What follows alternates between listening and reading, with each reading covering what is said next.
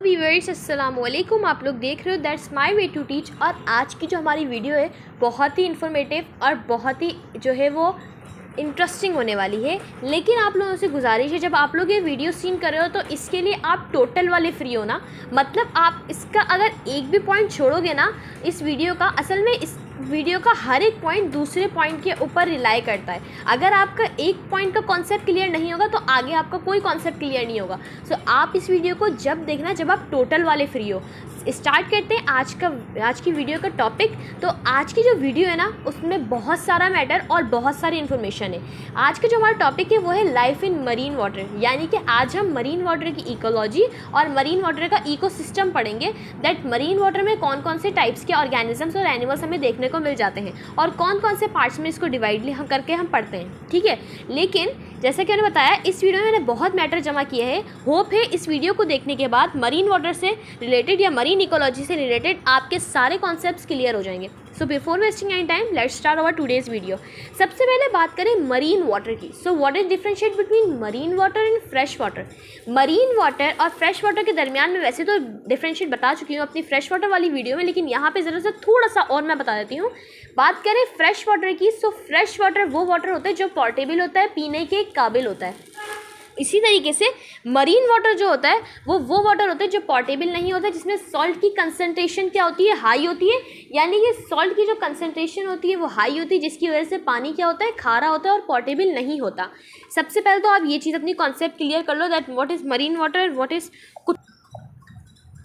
अच्छा, इसके बाद हम आ जाते हैं। अब देखो अगर हम बात करें ना अर्थ की, ठीक है, अगर हम अर्थ की बात करें या वर्ल्ड की, दुनिया की बात करें तो दुनिया जो है किन चीज़ों से कवर है, लैंड से और वाटर से, ठीक है, यानी कि पानी से और ज़मीन से।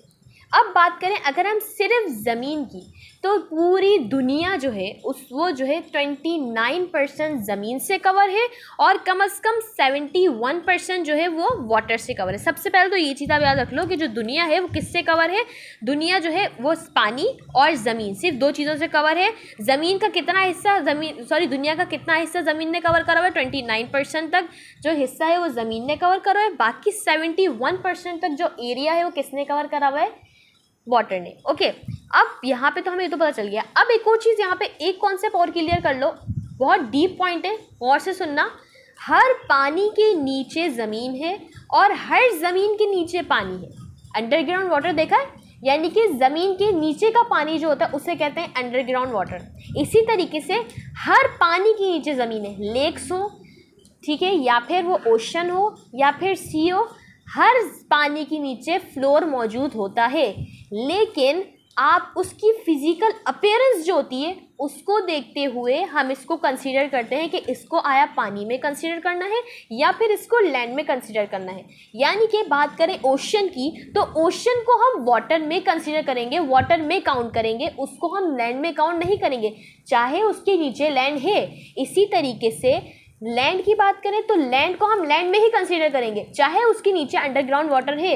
यानी कि फिजिकल अपीयरेंस की बेस पे हम उसको डिवाइड करेंगे या उसको काउंट करेंगे। अगर लैंड है तो लैंड में, वाटर है तो वाटर में। अब सिर्फ लैंड की बात करें या सिर्फ वाटर की बात करें तो इनको जो है वो स्टडी करा जाता है दोनों के दरमियान डिफ्रेंशिएट करके, यानी कि लैंड को अलग स्टडी करा जाता है और जो सेपरेट करके इनको जो है वो स्टडी किया जाता है। लैंड को सेपरेट करके स्टडी करते हैं और ओशन को हम वाटर को अलग करके स्टडी करते हैं। अब लैंड की जो स्टडी होती है वो कहलाती है टेरेस्ट्रियल। लैंड को हम ज्योग्राफिकल लैंग्वेज में टेरेस्ट्रियल कहते हैं और वाटर को हम कहते हैं इक्वेटिक। तो बात करें अगर इक्वेटिक की और लैंड की, तो लैंड में हमारे पास, अब इसमें हम स्टडी क्या करेंगे, सवाल ये अराइज होता है। देखो लैंड वैसे तो लैंड है लेकिन लैंड की फॉर्म्स है। लैंड हमारे पास फॉरेस्ट में भी आ जाती है, हमारे पास जो है डेजर्ट्स में भी आ जाती है, ठीक है, प्लेन एरियाज़ में भी आ जाती है तो लैंड, लेकिन उसकी फॉर्म्स हैं, उसकी वैरायटीज़ हैं। इसी तरीके से पानी की भी फॉर्म्स हैं। कहने को तो वो पानी है लेकिन कभी सैलाइन वाटर में है, कभी वो हमारे पास आ जाता है लेक्स में आ जाता है, कभी हमारे पास पॉन्ड्स की फॉर्म में आ जाता है, कभी हमारे पास ग्लेशियर्स की फॉर्म में आ जाता है, कभी हमारे पास आइस कैप्स की फॉर्म में आ जाता है। ओके है वो पानी ही, लेकिन उसकी फॉर्म्स की बेस पे हम उसको स्टडी करते हैं। तो आज की हमारी वीडियो सिर्फ वाटर की स्टडी करेंगे, हम सिर्फ ओशन की या सिर्फ वाटर की ही स्टडी करेंगे, इक्वेटिक स्टडी ही करेंगे। इंशाल्लाह मैं लैंड के ऊपर वीडियो जल्द से जल्द बनाऊंगी। अभी हम सिर्फ किसके ऊपर स्टडी करें, इक्वेटिक पे। ये मेरा पार्ट 2 है वीडियो का, पार्ट 1 मैं डिस्क्रिप्शन में डालूंगी, आप जाकर चेकआउट कर सकते हो। उसमें मैंने लाइफ इन फ्रेश वाटर बताया, ठीक है। उसके बाद ये आएगा मरीन वाटर। मुझे वीडियो अपलोड करने में देर हो गई क्योंकि मेरे पेपर्स वगैरह चल रहे हैं, तो मैं भी खुद उसकी तैयारी कर रही थी, तो मैंने कहा पहले ही वीडियो अपलोड कर दूँ ताकि हमारा वो जो कंटिन्यूटी है वो ख़त्म, वो जो है वो हमारी कंटिन्यूटी चल रही थी ना एक, जैसे कि पहले फ्रेश वाटर था तो उसके बाद मरीन वाटर समझाना ज़रूरी था ताकि ये जो है आप लोगों का ये कॉन्सेप्ट क्लियर हो जाए। होप है इस वीडियो को देखने के बाद ओशन की लाइफ से रिलेटेड या मरीन लाइफ से रिलेटेड आपके सारे कॉन्सेप्ट्स क्लियर हो जाएंगे। इतना आपको समझ आ गया? अच्छा, अब हम आ जाते हैं सिर्फ हम वाटर, जैसे मैंने बताया सिर्फ हम वाटर की स्टडी करें, तो सिर्फ वाटर की स्टडी करें तो वाटर जो है हमारे पास, अगर हम सिर्फ वाटर को लें तो हमारे पास वाटर में 97% हमारे पास सलाइन वाटर आ जाता है, यानी कि सॉल्ट वाटर वो आ जाता है। जैसे सलाइन वाटर कहते हैं जिसमें सॉल्ट की कंसनट्रेशन हाई हो, वही जो खारा पानी होता है, ओशन का पानी जो होता है, समंदर का पानी। और इसके बाद 3% हमारे पास आता है फ्रेश वाटर, ठीक है। 3% कौन सा आता है, फ्रेश वाटर। इन 3% में से 2%, ये 3% के अंदर हम स्टडी करें कि 3% फ्रेश वाटर तो है। अब वो फ्रेश वाटर किन फॉर्म में, जिसमें 2% हमारे पास फॉर्म वाटर जो है स्टोर होता है किस फॉर्म में, ग्लेशियर्स, आइस केप्स और अंडरग्राउंड फॉर्म में। जबकि 1% पानी हमारे पास पोर्टेबल होता है, पीने के काबिल होता है। यानी कि दुनिया में जितने भी लोग पीने के लिए जो पानी इस्तेमाल करते हैं या अपनी डेली बेसिस पे जो पानी इस्तेमाल करते हैं, वो पूरी दुनिया के कैलकुलेशन, पूरी दुनिया के पानी के कैलकुलेशन में सिर्फ 1% है। ओके, अब दूसरी चीज़ ये ज़ूलॉजिस्ट कहते हैं कि पूरी दुनिया में जो जानवर है ना, 100% जो जानवर हैं उनमें से लैंड पे, ज़मीन पे जो जानवर हैं, पूरी दुनिया की ज़मीन पे जितने भी जानवर हैं वो 1% कंसिडर होते हैं। जबकि ओशन के अंदर, समंदर के अंदर जितने भी जानवर, जितने भी ऑर्गेनिज्म, जितने भी एनिमल्स, जितनी भी स्पीशीज़ हैं उनको 99% कंसीडर किया जाता है। यानी कि ओशन में जानवरों की तादाद, ओशन में जो है एनिमल्स स्पीशीज़ की तादाद बहुत ज़्यादा है, ठीक है, लैंड से। अब हम यहाँ पे आते हैं ओशन के ऊपर। सो ओशन को डिवाइड किया गया मेनली 2 पार्ट्स में, ठीक है। ओशन को हम स्टडी करते हैं 2 पार्ट्स में, हॉरिजॉन्टली और वर्टिकली। हॉरिजॉन्टली बात करें तो हॉरिजॉन्टली ओशन को डिवाइड किया गया 2 पार्ट्स में, जबकि वर्टिकली ओशन को डिवाइड किया गया 3 जोन्स के अंदर। पहले हम इसकी हॉरिजॉन्टली डिवीजन पढ़ लेते हैं। तो हॉरिजॉन्टली डिवीजन में जैसे कि मैंने बताया 2 पार्ट्स में डिवाइड किया गया। पहला पार्ट है नेरेटिक रीजन, दूसरा पार्ट है ओशनिक रीजन। ओके, अब सबसे पहले बात करें हम नेरेटिक रीजन की, तो सबसे पहले हमारे पास यहाँ पे आ जाता है neritic region. It is mainly shallow water and its depth about 80 to 200. It is further divided into 5 tidal zones. पहले नेरेटिक वाटर की बात करें, सो नेरेटिक वाटर होता है शैलो वाटर, यानी कि जो कम गहरा होता है, और इसकी डेप्थ कम से कम कितनी हो सकती है, 80 से 200 तक। इसके बाद आगे नेरेटिक को और 5 टाइडल जोन्स में डिवाइड किया गया। पहले तो मैं आपका नेरेटिक का कॉन्सेप्ट क्लियर करती हूँ। As you can see in this picture, बाकी चीज़ें आप छोड़ दो क्योंकि बाकी अभी हम उस पर पहुँचे नहीं हैं। आप सिर्फ अभी ये देखो नेरेटिक जोन। नेरेटिक जोन में आप देख रहे हो शैलो वाटर है, ये जो सरफेस पे पानी है ना, आप देख सकते हो, ये आपको जो सरफेस पे पानी नज़र आ रहा है ये क्या है, शैलो है, यानी ये कम गहरा है। तो ये वाला जोन जो होगा ना जिसमें पानी कम गहरा होगा, यहाँ पे तो गहराई ज़्यादा हो गई, यहाँ पे पानी है ही नहीं। यहाँ पे जो होगा ना पानी जो कम गहरा होगा वो कहलाएगा हमारे पास नेरेटिक जोन। अब जो इसके हमारे पास 5 आगे जोन रहते हैं उसको देख लेते हैं। तो पहले जोन का नाम है स्प्रे जोन, जिसको हम स्प्लैश जोन भी कहते हैं। दूसरा है हमारे पास अपर इंटरटाइडल जोन। तीसरा है हमारे पास मिडिल इंटरटाइडल जोन। चौथा है हमारे पास लो टाइडल जोन और 5th है हमारे पास सब टाइडल जोन। सबसे पहले हम यहाँ पे आते हैं हमारे पास स्प्रे जोन या फिर स्प्लैश जोन। अच्छा, अब यहाँ पे बात करें हम स्प्रे जोन स्प्लैश जोन की, तो मैं आपको एक फिगर के जरिए यहाँ पे बताती हूँ। ये आप देख सकते हो, ये एक फिगर है। इसके ज़रिए मैं आपको 5 के 5 जोन्स आपको यहाँ पे बताऊँगी कि 5 के 5 जोन हम किस तरीके से ईजिली स्टडी कर सकते हैं। सबसे पहले हम आते हैं अपने स्प्रे जोन पे। इस पहला हमारा स्प्रे या स्प्लैश जोन, दूसरा अपर इंटरटाइडल जोन, तीसरा हमारे पास मिडिल इंटरटाइडल जोन, चौथा हमारे पास लो टाइडल जोन और पांचवा हमारे पास सब टाइडल जोन। यहाँ आ जाते हैं अब हम। देखो स्प्लैश जोन में वो एरिया आता है जो ज़्यादातर मोस्टली जो है वो ड्राई होता है। क्या होता है? मोस्टली ड्राई होता है। यहाँ पर देखो आप ये एरिया देख सकते हो, यहाँ पे आपको पानी नज़र नहीं आएगा, ठीक है।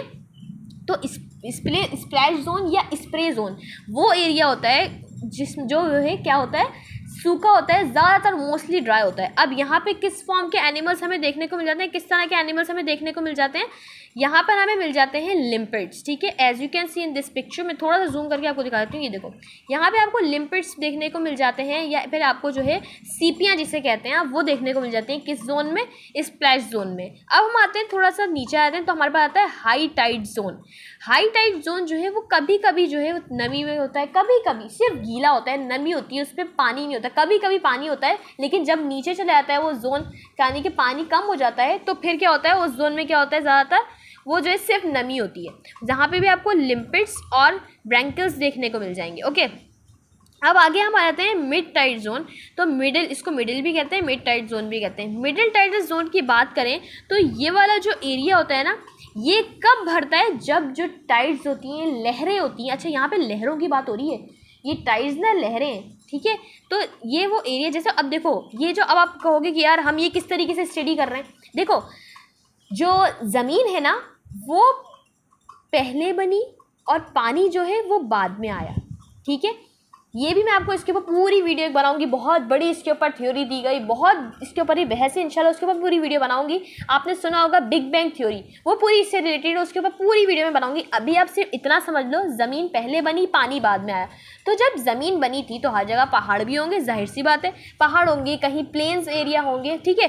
पानी बाद में आया। अब जब पानी बाद में आया, इसी तरीके से ये एक पहाड़ है, ठीक है। अब जब पानी बाद में आया तो कभी कभी पानी का रेशो ऊपर भी हो जाता है पहाड़ से, कभी कभी पहाड़ से नीचे भी हो जाता है। As you can see in this picture, आप इस पिक्चर में देख सकते हो, ये देखो ये ज़मीन के नीचे के माउंटेन एरियाज हैं, ज़मीन के नीचे के पहाड़ हैं, ठीक है। ज़मीन के जो इसी तरीके पहाड़ पाए जाते हैं। अब जब क्या होगा, पानी की मिकदार कम होगी तो ये पहाड़ जो है ऊपर अपेयर होने लग जाएंगे। As you can see in this third picture, ये देखो यहाँ तक, जहाँ तक टाइड्स जो है लहरें ऊपर तक थी, वहाँ पे पानी में डूबा हुआ था पहाड़। लेकिन जब जो है, ठीक है, अब देखो जब तक टाइड्स यानी कि लहरें ऊपर थी तब तक जो है पानी में डूबा हुआ था, लेकिन जब पानी नीचे हुआ, पानी का रेशो कम हुआ, तो ये माउंटेन्स ऊपर अपेयर होने लग गए। इसी तरीके से हम यहाँ पे इसी की स्टडी कर रहे हैं। अब यहाँ पे इसके जो ऊपर एरिया, ये देखो ये जो इसका ड्राई एरिया है जो कि ऊपर अपेयर हो रहा है, यहाँ पे भी जब ये पानी में होगा तब भी इसके अंदर कोई ऑर्गेनिजम्स होंगे, तब भी कोई एनिमल्स इसके अंदर पाए जाते होंगे, ठीक है। अब जब तक ये माउंटेन जो है पानी के अंदर था तब इसके ऊपर जो है स्पीशीज़ भी रहती होंगी। अब जब ये सरफेस एरिया पे आ गया तो अब क्या हुआ, इसका जो ऊपर वाला एरिया है वो क्या हो गया, ड्राई हो गया, क्योंकि इसके अंदर पानी का रेशो कम हो गया, जिसकी वजह से ऊपर सरफेस जो है ड्राई हो गई। यहाँ पे जो स्पीशीज़ पाई जाएंगी वो क्या होंगी, लिम्पिड्स, और ये वाला जो जोन होगा ये कहलाएगा स्प्लैश जोन या स्प्रे जोन। अच्छा, अब देखो एक हमारे पास ये हमें पता चल गया मिडिल टाइडल जोन, मैंने आपको समझा दिया उसमें। अब देखो मिडिल टाइडल जोन और इंटर टाइडल जोन के दरमियान का जो एरिया होता है ना, इन दोनों को कंबाइनली हम इंटर टाइडल जोन कहते हैं, ठीक है। हाई टाइड जोन और मिड टाइड जोन को दोनों हम कंबाइनली क्या कहते हैं, इंटर टाइडल जोन्स। ओके, अब हम यहाँ पे रहते हैं low tide zone. Low tide zone जो है मेनली जो है वो भरा होता है पानी से ही, ज़्यादातर जो है मोस्टली ये जो है पानी से ही भरा होता है। और यहाँ पे जो आपको मिल जाएंगे, कौन कौन सी स्पीशीज़ मिल जाएंगी, आपको केल्प फॉरेस्ट मिल जाएंगे, ये क्रैब की फॉर्म है, ठीक है। यहाँ पे आपको केल्प फॉरेस्ट और बहुत से टाइप्स ऑफ क्रैब्स मिल जाएंगे, यानी कि केकड़े मिल जाएंगे। अब हम यहाँ पे अब आ जाते हैं हमारे पास जो हमारा आखिरी है, ठीक है। यहाँ पे आखिरी जोन बताया नहीं किया गया, ये जो आखिरी वाला जोन है ना, ये हमारे पास आता है सब टाइडल जोन, ठीक है। ये देखो यहाँ मैंने आपको दिखाया है सब टाइडल जोन। लास्ट वाला जो जोन है वो क्या कहलाएगा, सब टाइडल जोन, या फिर इसको सी फ्लोर भी कहते हैं, क्योंकि इसके बाद जब सारे जोन्स हम स्टडी कर लेंगे तो क्या आ जाएगा, सी का फ्लोर आ जाएगा। तो जाहिर सी बात है जहाँ पे पहाड़ खड़ा होगा, ये देखो अब जहाँ पे ये पहाड़ खड़ा हुआ है, जब हम इसके सारे जोन्स को इसमें डिवाइड करके लास्ट देखेंगे तो लास्ट पे तो सी फ्लोर ही आएगा ना, यानी कि समंदर की सतह ही आ जाएगी, तो उसको हम क्या कहेंगे, सब टाइडल जोन। तो ये जोन्स आपके, मुझे होप है कि आपके समझ आ गए होंगे, कॉन्सेप्ट आपको क्लियर हो गया होगा जोन्स को लेकर। अब एक और चीज़ देखो, ये तो मैं आपको जोन समझा दी। अब देखो स्प्रे जोन या स्प्लैश जोन, यानी कि जब ये ऑर्गेनिजम्स इस पहाड़ के ऊपर थे, जब उसके ऊपर पानी था तो उनको ग़िज़ा भी मिल रही होगी, न्यूट्रिएंट्स भी मिल रहे होंगे। लेकिन जब पानी का रेशियो कम हुआ और ये जगह बिल्कुल ड्राई हो गई, ये एरिया बिल्कुल ये वाली सरफेस बिल्कुल ड्राई हो गई, तो इनको फूड कैसे प्रोवाइड होगी? तो इन ऑर्गेनिजम्स के पास ना, यहाँ पे आप देख सकते हो, these organisms have a jelly like substance called agar which absorb large quantity of water to avoid desiccation during low tides. Animals of this region also develop adaptations against desiccation. They possess shells such as snails, crabs, whereas other are of boring types such as worms. अच्छा, अब क्या है यहाँ पर, जो पहले तो आप देख लो यहाँ पर कौन कौन सी स्पीशीज़ पाई जाती है। मैंने आपको बताया लिम्पिड्स होते हैं, यहाँ पर क्रैब्स होते हैं यहाँ पर, और यहाँ पर ज़्यादातर क्या होते हैं हमारे पास, स्नेल्स होते हैं, या फिर हमारे पास वॉर्म्स आ जाते हैं, कीड़े आ जाते हैं। अब कुदरत ने इनको एक ऐसी चीज़ दी है जिसको हम कहते हैं जेली लाइक सब्सटेंस होता है, जिसको हम कहते हैं एगर। अब ये एगर क्या करता है कि जब जो है ये देखते हैं कि पानी का रेशियो कम होने वाला है, उनकी सरफेस ड्राई होने वाली है, तो ये जो एगर है ना, ये इस एगर के अंदर पानी को जो है वो एब्जॉर्ब करके रख लेते हैं लार्ज क्वांटिटी में। ठीक है, जैसे ऊँट का आपने सुना होगा, ऊँट का जो कोहान होता है, ऊँट उसके अंदर पूरे साल की ग़िज़ा या फिर ऐसी कोई महीने ज़्यादा टाइम ड्यूरेशन बताया जाता है, वो अपनी ग़िज़ा और अपना पानी खाना सब स्टोर कर सकता है और बाद में पूरे टाइम तक चला सकता है। इसी तरीके से इनके पास जेली लाइक सब्सटेंस होता है जिसको एगर कहते हैं, जिसमें लार्ज क्वांटिटी में पानी एब्जॉर्ब कर लेते हैं। उसके बाद क्या करते हैं, ये इनको किससे बचाता है, डिसिकेशन से, यानी कि पानी की कमी से। जब क्या होता है, लहरें कम हो जाती हैं, यानी कि पानी की रेशियो कम हो जाता है और ये सरफेस ड्राई हो जाती है, तो ये क्या करते हैं, जो इनके पास पानी इन्होंने स्टोर किया होता है उसको यूटिलाइज करते चले जाते हैं। या फिर इनके पास, या फिर यहाँ पे जो ऑर्गेनिजम्स हैं उनके पास शेल होता है। शेल जैसे स्नेल्स, क्रैब्स के पास शेल्स होता है। ये क्या करता है, इनको डिसिकेशन, अब देखो किस तरीके से बचाएगा इनको इनका शेल।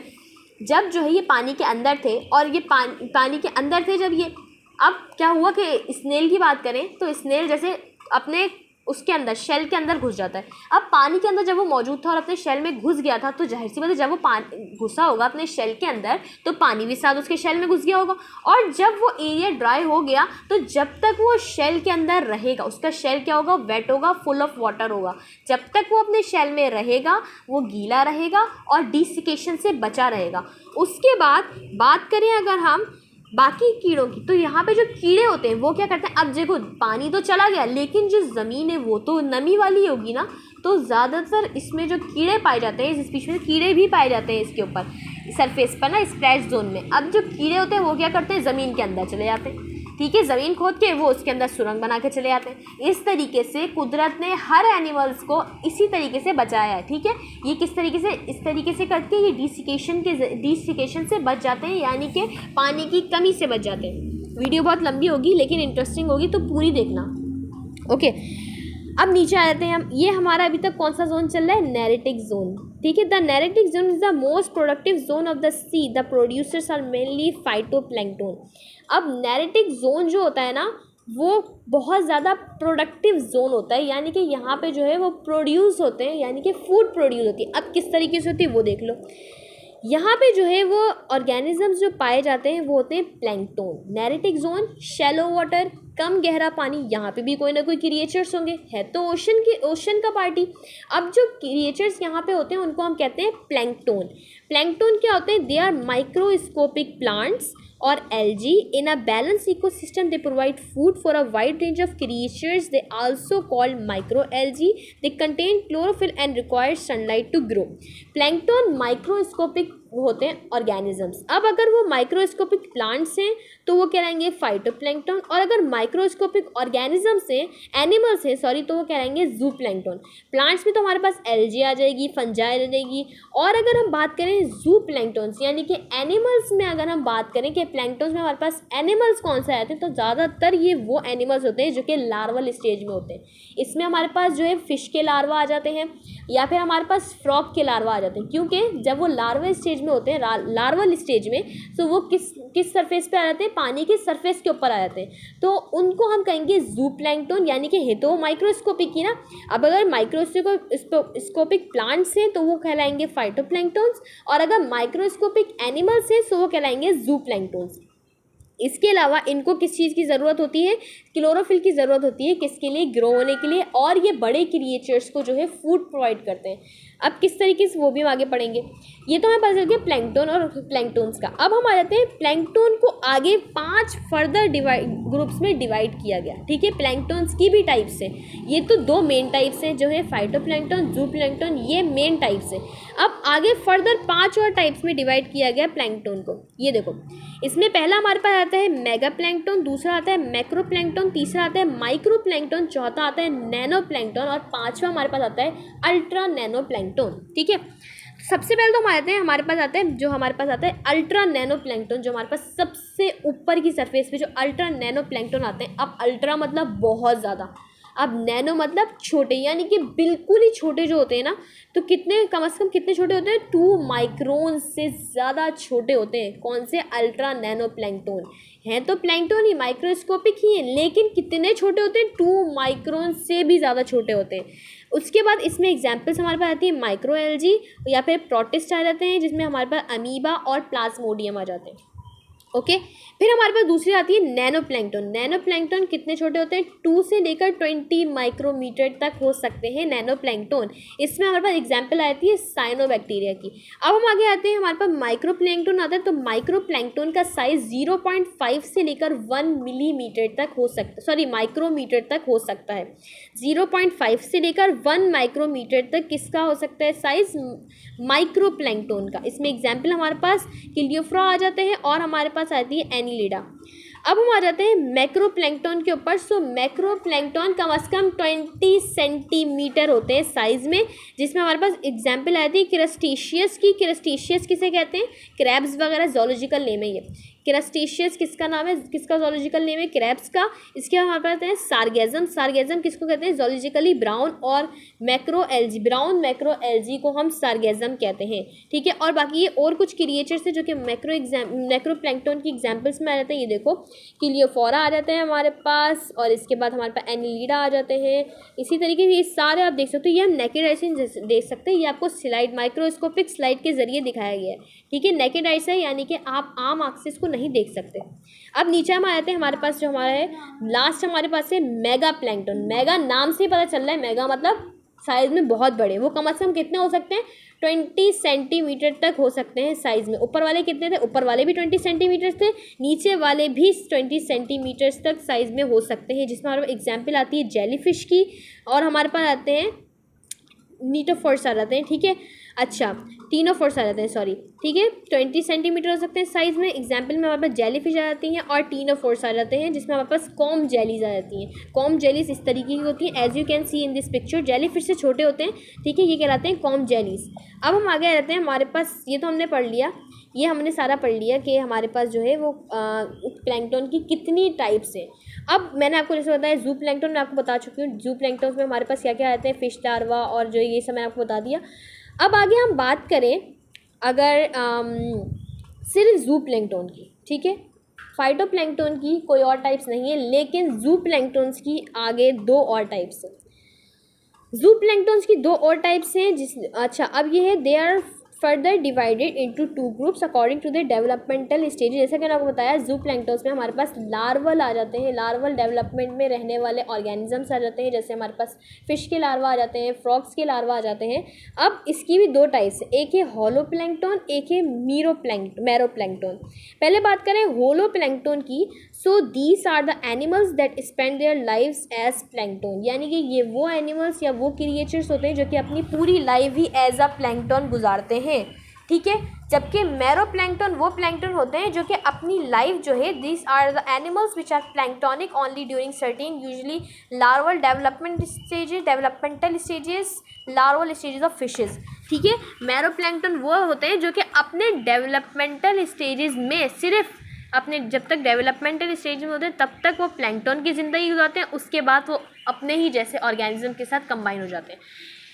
होलो प्लैंकटन में हमारे पास अमीबा आ जाएगा, यूग्लिना आ जाएगा, प्लाज्मोडियम आ जाएगा, जो कि पूरी ज़िंदगी वैसे ही रहते हैं। लेकिन मैरो प्लैंकटन में हमारे पास क्या आ जाएगा, फिश के लार्वा, फ्रॉग के लार्वा। जब तक वो लार्वा हैं प्लैंकटन की ज़िंदगी गुजारेंगे, जब वो बड़े हो जाएंगे तो वो फ्रॉग बन जाएंगे या फिर फिशेस बन जाएंगे।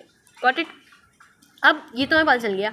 अब जैसा कि मैंने बोला, अब इनको किस तरीके से फूड प्रोवाइड हो, सवाल ये अराइज होगा that how this planktons get their food, यानी कि अब इनको इनकी फूड कैसे मिल रही है, इनको इनकी ग़िज़ा कैसे मिल रही है।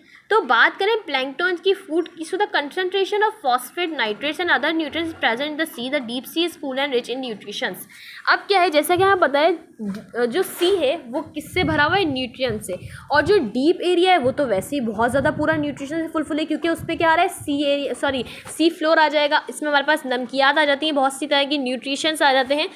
तो अब बात करें इनके खाने की, तो एक प्रोसेस होता है जिसको हम कहते हैं अपविलिंग। अपविलिंग एक ऐसा प्रोसेस है जिसमें क्या होता है, it is a process in which the water of deep sea is brought to coastal surface by the action of wind which moves surface water away while deeper water comes to the surface. अब क्या होता है, as you can see in this picture, ये surface है water, ये surface है ocean की। अब क्या है, ऊपर ये जो है ऊपर वाली सरफेस पे ये ऑर्गेनिजम्स है, ठीक है, ये प्लैंकटन्स ऊपर वाली सरफेस पर है। अब इनको ग़िज़ा कैसे मिलेगी, आप देखते हो समंदर में लहरें उठती हैं, लहरें कैसे उठती हैं, नीचे वाला पानी ऊपर आता है, ठीक है, ये वाला पानी पीछे चला जाता है, ठीक है, नीचे वाला पानी ऊपर आ जाता है और ये वाला पानी पीछे चला जाता है। तो जब नीचे वाला पानी ऊपर आएगा तो इसके साथ न्यूट्रिएंट्स भी आएंगे, जब ये न्यूट्रिएंट्स ऊपर आते हैं तो क्या होता है, ये वाला पानी पीछे चला जाता है और न्यूट्रिएंट्स ऊपर आ जाते हैं, वापस पूरी लहर ऊपर आती है। तो क्या होता है, ऊपर जो प्लैंकटन्स होते हैं उनको न्यूट्रिशन प्रोवाइड होते हैं। As you can see in this picture, आप अच्छे से देख सकते हो, ये देखो यहाँ पे आप देख रहे हो, ये क्या हो रहा है, आगे ये जो पानी है ना, नीचे वाला पानी ऊपर आया और जो ये वाला पानी था पीछे चला जाएगा, ये ऊपर आ जाएगा, ये वाला पानी पीछे चला जाएगा। अब कंसिडर करो यहाँ पर प्लैंकटन्स हैं, जब ये वाला पानी नीचे से उठ के ऊपर आएगा तो इन प्लैंकटन्स को क्या प्रोवाइड होंगे, न्यूट्रिशंस। इस तरीके से इनको फूड मिलती है। ये आप एक और पिक्चर में भी देख सकते हो, ठीक है, क्या हुआ यहाँ पर, ये जो पानी था नीचे वाला पानी ऊपर आया और ये वाला पानी पीछे चला जाएगा।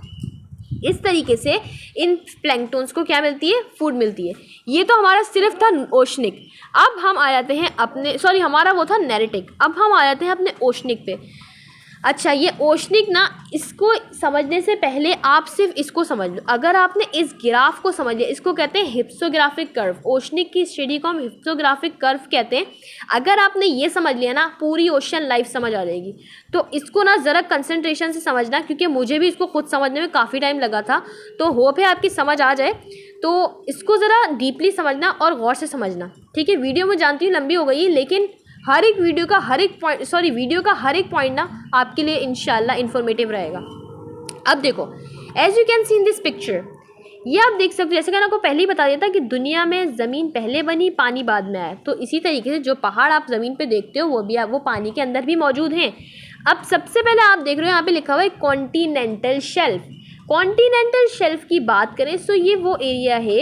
अच्छा, इससे पहले मैं आपको एक और बात बता दूँ, इससे पहले वाला एरिया यहाँ पर आया नहीं। As you can see in this picture, यानी पिक्चर में देखो, यहाँ पे आपको नज़र आ रहा होगा साहिल, ठीक है। तो साहिल वो एरिया जो कि साहिल और पानी को, यानी कि यहाँ पे आप चल रहे हो, चलते चलते यहाँ पानी शुरू हो गया। साहिल के बाद वो एरिया जहाँ पे पानी स्टार्ट हो रहा है ना, इसको कहते हैं डेंटम प्लेन, DANTUM प्लेन, ठीक है। यानी कि ये एरिया समंदर का साहिल था, जहाँ से पानी का स्टार्ट होगा ना उसको कहेंगे डेंटम प्लेन, ये याद रखो। उसके बाद आएगा कॉन्टिनेंटल शेल्फ। कॉन्टिनेंटल शेल्फ वो एरिया होता है जिसमें जो है पानी, आप चलते हो पानी के अंदर, जब आप समंदर में चल रहे होते हो क्या होता है, हल्के हल्के डूबने लग जाते हो। क्यों? क्योंकि समंदर जो है वो नीचे से स्लोब है, यानी कि समंदर के नीचे स्लोब्स हैं, जो कि पानी तो उतना ही होता है, लेकिन उस स्लोप की वजह से आप डूबने लग जाते हो। अब वो एरिया जहाँ पे ये स्लोप स्टार्ट हो रहा है, ठीक है, वो एरिया। अच्छा, कॉन्टिनेंटल शेल्फ वाला एरिया 200 मीटर्स तक हो सकता है। इसका पानी शैलो होता है, कम गहरा होता है, ठीक है। अब इसके बाद यहाँ पे देखो, जहाँ पे ये स्लोप स्टार्ट हो रहा है, इस तरीके से पानी की गहराई एकदम से डेप्थ गिर रही है। तो जहाँ पे ये एकदम से डेप्थ गिर रही है ना, उससे एक पॉइंट के पीछे वाला एरिया कॉन्टिनेंटल शेल्फ कहलाएगा। As you can see in this picture, यहाँ तक तो डेंटम प्लेन था। अब देखो, ये देखो, यहाँ पे आप गए, यहाँ पे आपको जब इधर आओगे ना इस पॉइंट पे, तब आप देखोगे एकदम से स्लोप आएगा, गहराई बढ़ने लगेगी। तो जहाँ पर ये जो पॉइंट खत्म हो रहा है, जहाँ पे ये स्लोप स्टार्ट हो रहा है, वो वाला पॉइंट कहलाएगा कॉन्टिनेंटल शेल्फ, ठीक है। अब हम आ जाते हैं आगे, तो जहाँ पे एकदम से डेप्थ गिरी है, स्लोप आ गया, वो कहलाएगा कॉन्टिनेंटल स्लोप। दूसरी पिक्चर भी साथ साथ चलाती है ना, ताकि समझते जाओ। ये देखो, ये वाला एरिया जूम करके दिखाती हूँ। ये देखो, यहाँ तक कॉन्टिनेंटल शेल्फ आया, एकदम से गहराई गिरी, डेप्थ गिरी, यहाँ पे क्या आ गया, कॉन्टिनेंटल स्लोप। अब हम आगे आ जाते हैं कॉन्टिनेंटल स्लोप के बाद हम आगे आ जाते हैं यहाँ पर कॉन्टिनेंटल राइस के ऊपर। ठीक है, थप्पड़ मारूंगी मुँह पर रखकर, दफा हो जाए यहाँ से, ये नहीं कर, दफा हो जाए। पूरा मुँह लाल कर रखा है, मुँह नीला कर रखा है। अच्छा,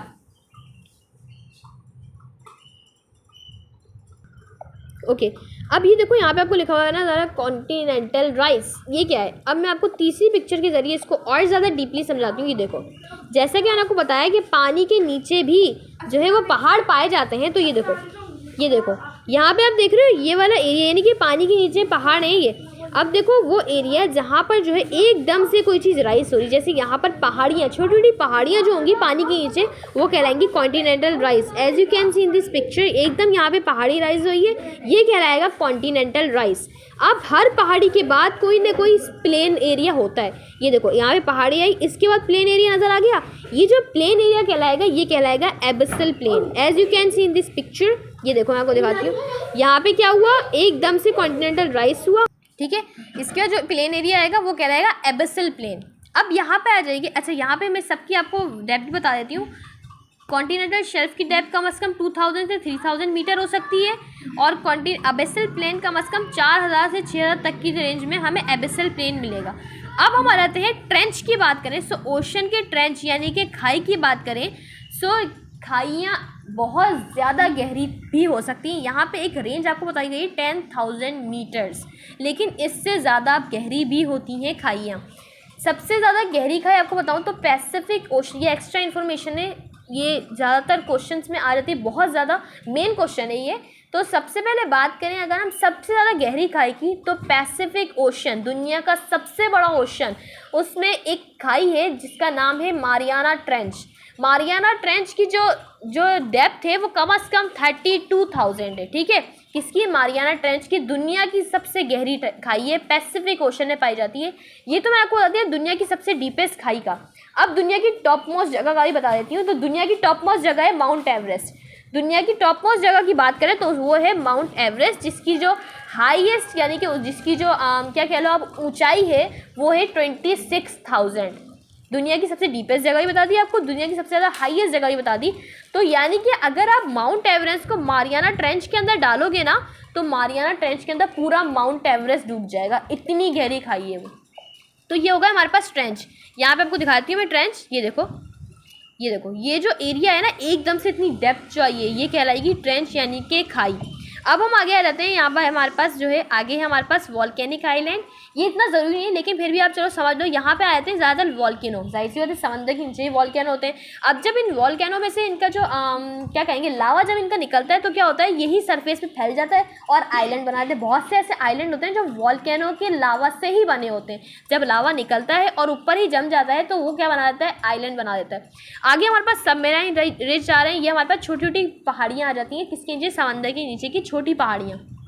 और ये तो आपको पता है सी सरफेस, जहाँ पे कौन से ऑर्गेनिजम्स पाए जाते हैं, प्लैंकटन्स, ठीक है। तो ये अगर आपकी समझ आ गई ना तो आप आगे सब कुछ समझ सकते हो। बाकी ये जो है इसमें कुछ और भी चीज़ें जैसे सी माउंट्स वगैरह हैं, सी माउंटेन, सी के माउंटेन्स, पहाड़ियाँ वगैरह, इसको सी माउंट्स कहते हैं। शोर लाइन, यहाँ पे मैंने आपको बताया था जहाँ पे पानी शुरू हो रहा है इसको हम डेंटम प्लेन भी कहते हैं और शोर लाइन भी कहते हैं। बाकी कोस्टल प्लेन तो वही साहिल समंदर हो गया, समंदर का साहिल हो गया, जियोग्राफिकली इसको कोस्टल प्लेन कहते हैं। फिर आगे कॉन्टिनेंटल शेल्फ जो मैं आपको समझा चुकी हूँ। फिर हमारे पास कॉन्टिनेंटल स्लोप आ गया, ये भी मैंने आपको बता दिया। उसके बाद कॉन्टिनेंटल राइस भी मैंने आपको बता दिया, और यहाँ पे एबिसल प्लेन भी बता दिया। सबमेराइन कैरियन की छोड़ दो क्योंकि ये आपकी मतलब कि ये इतना ज़रूरी नहीं है, मेन नहीं है। सबमेराइन रिज समझ लो बस, वो मैं आपको बता चुकी हूँ। ये देखो सबमेराइन रिज, छोटी छोटी वादियाँ जो आएंगी, छोटी छोटी पहाड़ियाँ जो आएंगी समुद्र के नीचे, वो कहलाएंगी सबमेराइन रिज। अगर आपके ये समझ आ गया ना तो आपके सब कुछ समझ आ सकता है। यहाँ पे मैंने छोटी छोटी डेफिनेशंस भी लिखी हैं, आप यहाँ से उतार सकते हो, ठीक है। इसके जरिए मैंने समझा तो दिया वैसे आपको, लेकिन मैंने सिर्फ आपके कॉन्सेप्ट क्लियर करने के लिए और आप और ज़्यादा अच्छे से समझ पाओ कि आपने क्या पढ़ा, इसलिए मैंने यहाँ पे डेफिनेशंस लिख दी हैं। आप यहाँ से चेकआउट कर सकते हो और अपने नोट्स में उतार सकते हो।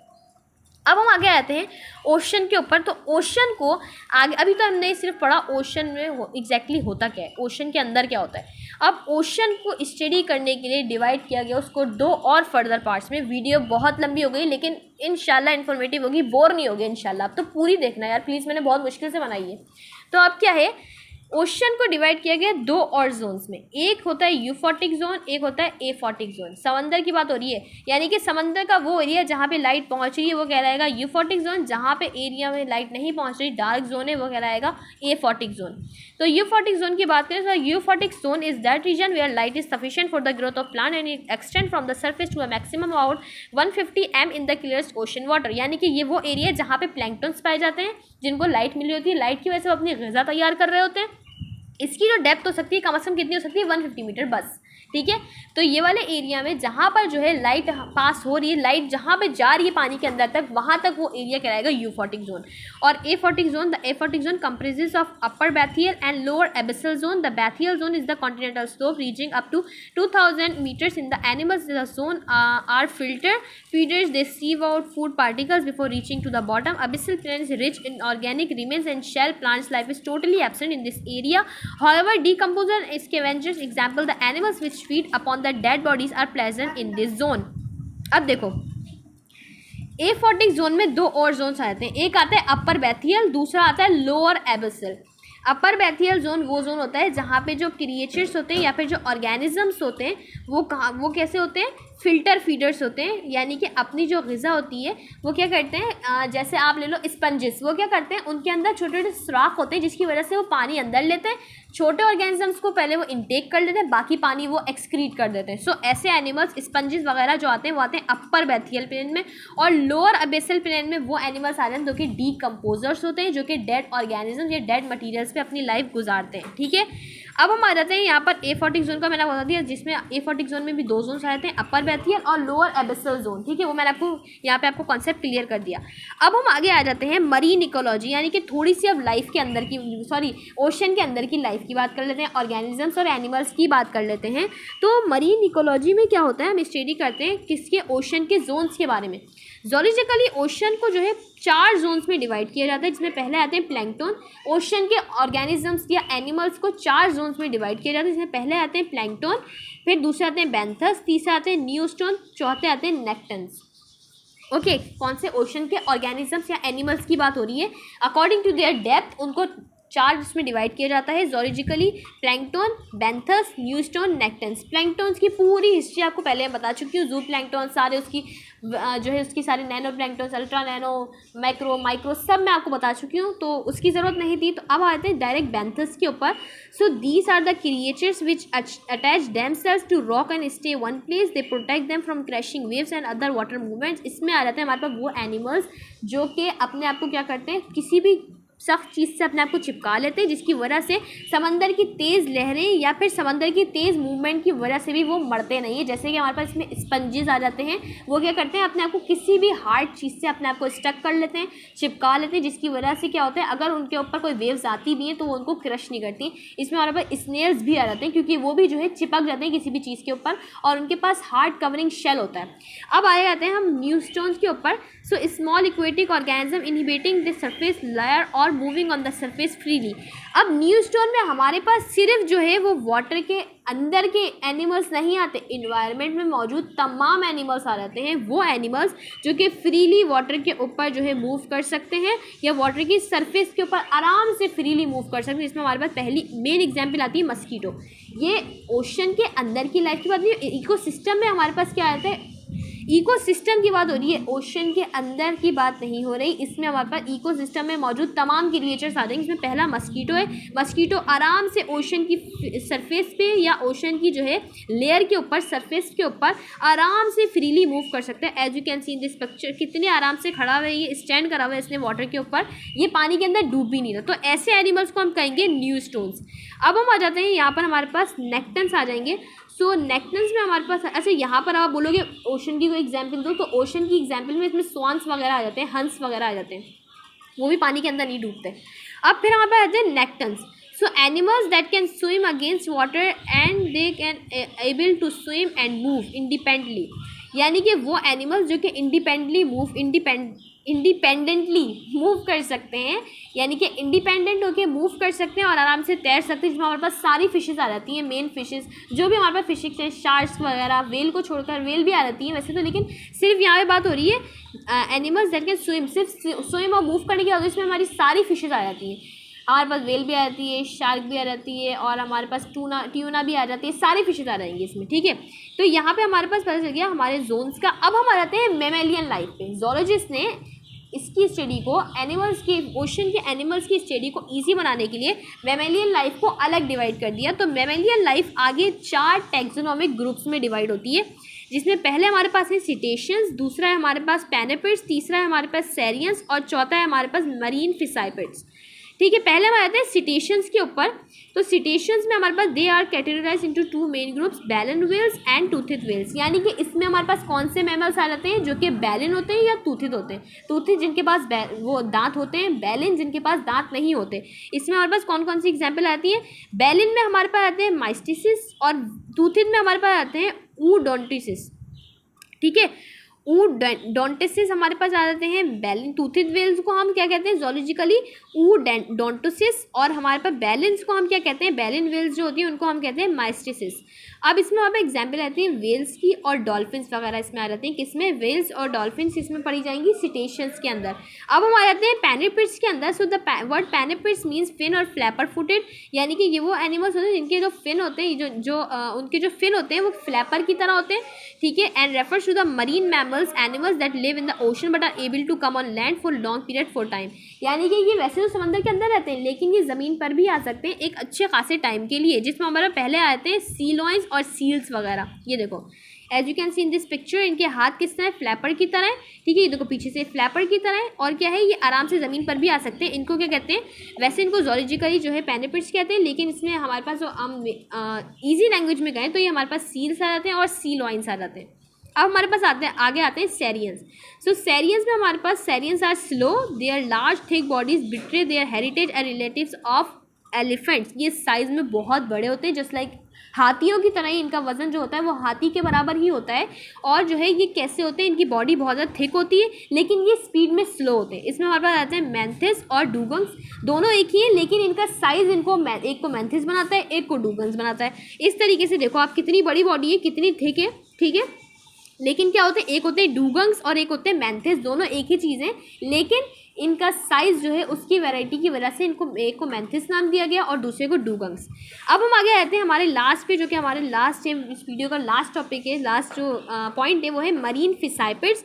सो इसमें they depend on sea for survival, they thought they spend most of their time on land. Marine fissipids rely on seas as hunting ground. ठीक है, यानी कि ये वो एनिमल्स होते हैं जो कि अर्थ को, यानी कि अर्थ बोल रही हूँ, सी की जो सरफेस होती है, सी की जो लैंड होती है उसको हंटिंग ग्राउंड के तौर पे यूज़ करते हैं और ये ज़्यादातर अपना टाइम जो है वो ज़मीन पे गुजारना पसंद करते हैं। ठीक है, और इनमें हमारे पास आते हैं पोलर बेयर्स और सी ऑटर्स। पोलर बेयर्स तो आप जानते हो, पोलर बेयर्स जो होते हैं भालू होते हैं। ठीक है, वो, और यहाँ पे हमारे पास ये आ जाते हैं, हमारे पास सी ऑटर्स ये होते हैं। ठीक है, तो यहाँ पे हमारी वीडियो का टॉपिक ख़त्म हो रहा है। होप है आपके सारे कॉन्सेप्ट्स अबाउट मरीन इकोलॉजी जो है वो कॉन्सेप्ट क्लियर हो चुके होंगे। इतनी बड़ी वीडियो, इतना मैटर जमा करके मैंने बनाई, होप है आपके सारे कॉन्सेप्ट्स क्लियर हो चुके होंगे। अगर कोई सवाल रहता है तो आप मुझे कमेंट बॉक्स में कर सकते हो। I will try my best. इंशाल्लाह जल्द से जल्द मैं लैंड के ऊपर भी आपको पूरी वीडियो बनाऊँगी कि लैंड की स्टडी को क्या कहते हैं, और उसके ऊपर ही पूरी वीडियो बनाऊँगी। लेकिन कोशिश करना कि आप लोग जो है ख़ुद से भी कुछ इसमें स्टडी करना, आप डेफिनेशन उतार सकते हो आराम से। ठीक है, तो यहाँ पे हमारी वीडियो ख़त्म होती है। होप है आपको वीडियो पसंद आए। पसंद आए तो वीडियो को सब्सक्राइब करो, लाइक करो, शेयर करो और बेल आइकन पे ज़रूर क्लिक करना ताकि मेरी आने वाली इन्फॉर्मेटिव वीडियो सबसे पहले आपके पास है। जब तक के अल्लाह हाफिज़ एंड टेक केयर।